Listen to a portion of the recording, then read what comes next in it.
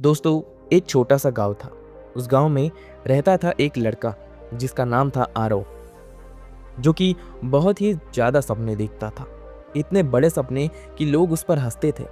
कोई कहता तेरे बस की बात नहीं है, कोई कहता हमारे खानदान में आज तक कोई बड़ा नहीं बन पाया, तो तू कैसे बनेगा। और सबसे ज़्यादा दर्द उसे तब होता था जब उसके अपने ही लोग कहते थे कि ज़्यादा सपने देखना बंद कर, नहीं तो किसी दिन बहुत बुरा गिर जाएगा।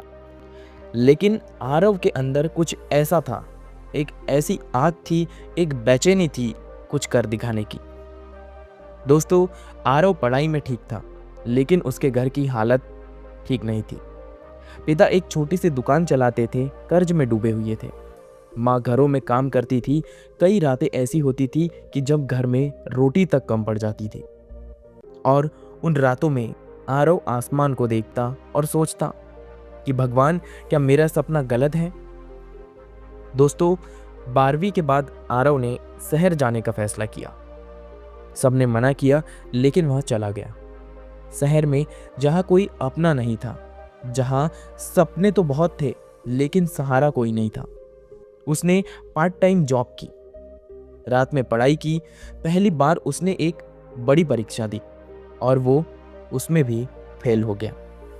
उस दिन उसका आत्मविश्वास टूट गया। कमरे में अकेला बैठा था, फोन बंद, दिमाग से बस एक ही आवाज, शायद सब सही कहते थे कि मैं नहीं कर पाऊंगा। धीरे धीरे वह लोगों से कटने लगा, सोचने लगा कि शायद मैं कोई खास नहीं हूं। एक दिन उसने घर में फोन किया। माँ ने बस एक बात कही, बेटा थक गया है क्या। आरव बेचारा रो पड़ा। माँ बोली, थक जाना गलत नहीं है, लेकिन रुक जाना गलत है। उस रात आरव सो नहीं पाया। उसने खुद से सवाल पूछा, क्या मैं सच में हार मान लूं? क्या मैं सच में हार गया हूं? और उसी रात से उसने फैसला किया कि हार मानने से पहले एक बार मैं और कोशिश करूंगा। अगले दिन से उसने खुद को बदलना शुरू किया। वह हर दिन सुबह 5 बजे उठता, मोबाइल को दूर रखता, हर दिन खुद से कहता कि मैं कर सकता हूँ।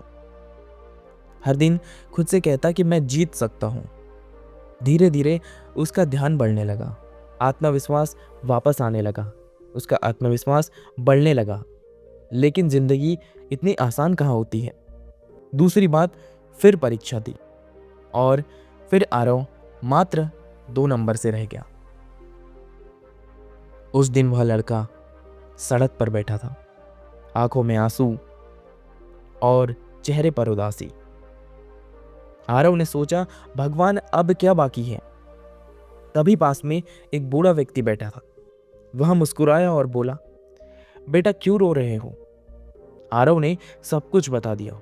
बूढ़े बाबा ने बोला, तुम्हें पता है, बांस का पेड़ पहले 5 साल तक जमीन के अंदर जड़ें बनाता है, ऊपर कुछ दिखाई नहीं देता, लेकिन जब वो बढ़ता है तो कुछ ही हफ्तों में आसमान छू लेता है। फिर उसने कहा, शायद तुम भी जड़ें बना रहे हो और फिर एक दिन ऐसा आएगा कि तुम आसमान छू लोगे। उस दिन से आरव ने ठान लिया कि अब मैं डरूंगा नहीं। मैं असफल हो जाऊंगा फिर भी नहीं डरूंगा। मैं सिर्फ मेहनत करूंगा, और वो भी सही दिशा में। उसने हर कमजोरी पर काम किया, अपनी हर गलतियों से सीख ली और रोज खुद से बात करने लगा। और तीसरी बार जब रिजल्ट आया तो उसका नाम लिस्ट में था। वह बहुत रोया, लेकिन दोस्तों, ये आंसू खुशी के थे, क्योंकि जब उसने नाम देखा तो उसके मन में बहुत सारे पुराने विचार आए। उसके पुराने दिनों से याद आए और फिर वो रोने लगा। और उस दिन आरव बहुत खुश था।